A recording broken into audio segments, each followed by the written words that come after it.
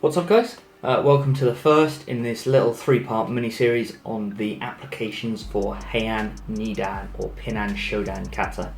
So in this video we're going to be looking at the opening moves. So we've got these three techniques together, followed by the turn, the kick and the back fist, and a little bit of the second turn into the Shuto.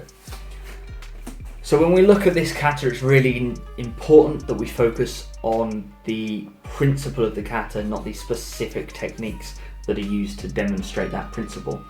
It's really important that we think about what the kata is trying to teach us rather than the individual moves.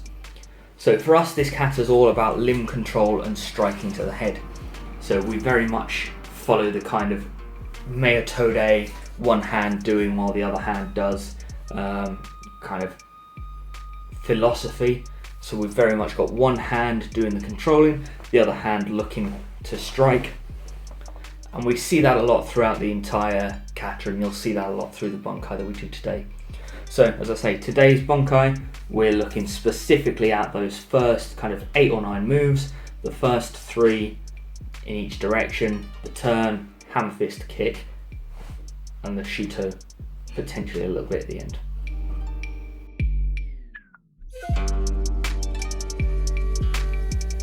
So in this first section we're going to cover the first 8 or 9 moves of the kata. We've got these 3 retention and striking techniques. We've got the turn with some limb control, the hammer fist, and we've got that front kick in there as well. So that's this section from the very first move all the way through to that first kick and the back fist.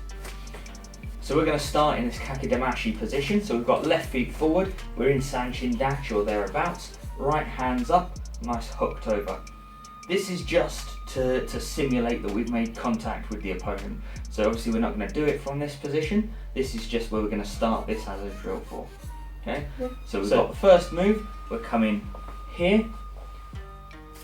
So I'm going to control this hand, and this hand's going to come nice and high. So if I pull nice and high, I'm still aiming for her face. So the best way for me to get a strike to the face is to come underneath that arm. I'm going to hit her with that uppercut. Into the jaw, into the chin, into the nose, depends on the distance. But I'm aiming for the face here with this uppercut, and I'm controlling this limb, pulling her into me with this right hand. My second technique, we're starting from the same position. This is where we've got the left hand coming to the ear, the right hand coming up. So what we're going to do, we're going to again pull this in, but we're going to pull her across the body and strike over. Again, aiming for the head, aiming for the back of the jaw, the chin, the temple, wherever's convenient. The resemblance of this technique to the kata is going to vary depending on how far or close we are. So if we start here and I manage to get nice and close up, I'm going to be punching past myself, and this is a nice resemblance to the kata.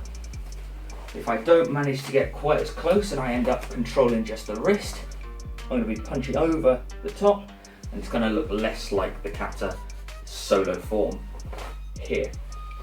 The important thing is the principle. We're controlling the limb into our body with our left hand, and we're striking to the face with our right.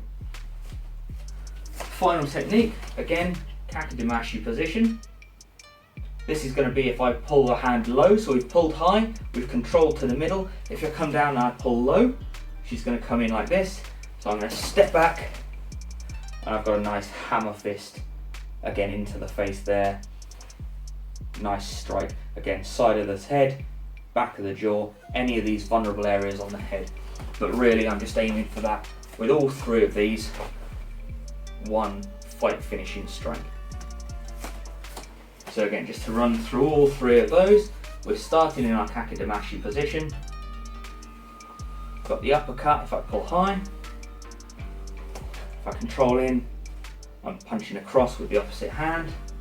And if I pull low, I'm going to strike with that hammer fist into the side of the face. So those are the first 3 moves of the kata. We're just going to have a look at how we can do those with a little bit of impact, and then we'll move on to the limb control, the kick and the back fist. So if we want to train this with a little bit of impact, obviously we can't go around punching our partners as hard as we like in the head. So we're going to do a little bit of pad work for these. So this is going to simulate Sophia's head. So she's going to hold it slightly down and at an angle, and that's going to represent the kind of surface of her jaw here. So this is going to mirror this surface, and that's what we're aiming for. So we've changed position so that it's clearer to see, but we're still in that left foot forward, right hand forward kakadamashi position. So for my first technique, I'm going to pull high and I'm striking with that uppercut. For my second technique, I'm pulling across, controlling in and striking again. Final technique, pulling sideways, striking in with that hammer fist. So just so you get a bit of a clearer view, we're going to rotate round, you'll see it from the other side. So just looking at those three from the opposite direction, so you get a bit of a different view. Got the first one, pulling high and uppercut. Second one, pulling across and striking in. Third one, pulling low, striking with that hammer fist. So that's the first three techniques of the kata: the block, uppercut, hammer fist. Obviously these are repeated on the opposite side, and that's where we're going to move on to the kick and following hammer fist from that left-handed direction. So let's have a look at that now. So to get a bit of a clearer angle and to follow the kata more closely, we're going to look at the kick and the hammer fist from the opposite side. So again, we're going to be in a kakadamashi position, right feet forward and left hands forward. So the techniques here are exactly the same. So if we get ready, we're going to have here, here, here. Those are going to be our three techniques. I'm going to just use this high pull in the uppercut to demonstrate because it's my personal favourite, but the transition can be done from any of these three techniques. So starting in our kakadamashi position, right foot forward, left hands forward. Okay, I'm going to pull high and that uppercut's coming in.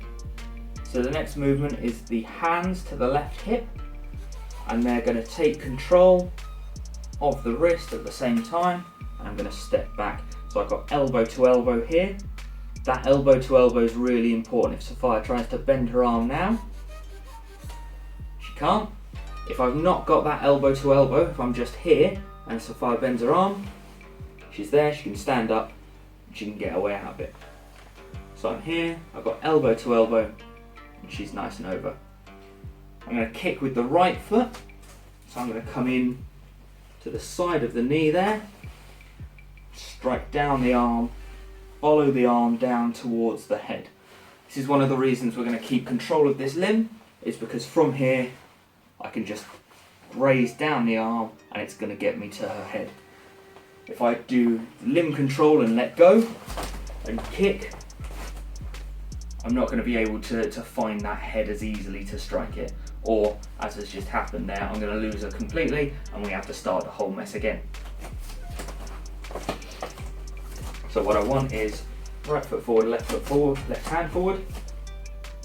I'm going to pull high, strike up, control down, keep control of that elbow, kick in with the right foot into that knee, slide down the arm and strike to the head.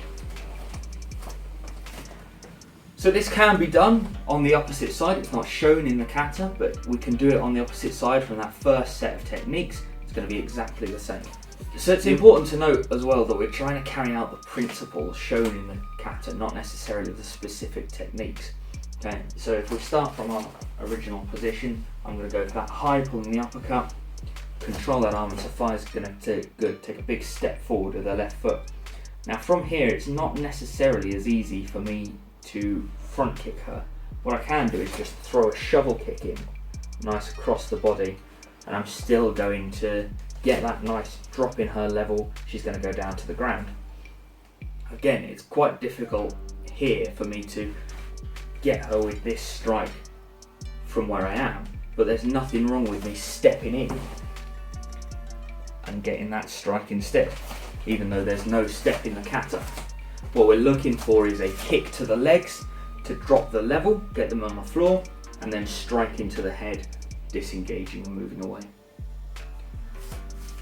So what happens if we fail that entirely? We don't get the arm control that we want and they manage to turn out of it. Right, let's have a look at that now. So what we're looking at now is a failure to get that arm control, and what we're going to do then if we don't have control over our opponent. So, but it's important to note that this can also be used as a contingency at any other point in the kata. This is something that the kata returns to quite frequently, and it's something that we can slot in quite easily from any technique that we choose. We're just showing it here as a display of concept, but just bear in mind that it is something that can be used standalone or as a contingency for any other technique. So we're going to start here in our right foot forward, left hand forward kakadamashi position. I'm going to pull high, throw my uppercut. That's not knocked her out, so I'm going to try and get control, but I've missed the elbow here. So as I apply it, Sapphire's going to step round with her right foot, and she's in front of me now, and then she's going to throw a right hook. So I'm going to come in, I'm going to block this, I'm going to control that arm down, and I'm going to strike into the head or the neck again and go for that second knockout blow. So we're going to do that from a slightly different angle now, just so you can see it a bit more clearly. So we're going to start facing off at an angle, so you're not going to be able to see us, but once we do that turn, you'll see the follow-up a lot more clearly. So I'm here, pulling up, doing my uppercut, going for that limb control. It's failed, she's going to step round to the right, throw that right hook, I'm going to jam that, control the right arm with my left, and throw that Shuto strike into the neck or into the head, again aiming for that blow to finish the fight. So this is kind of after our kick and punch, this is our first Shuto block.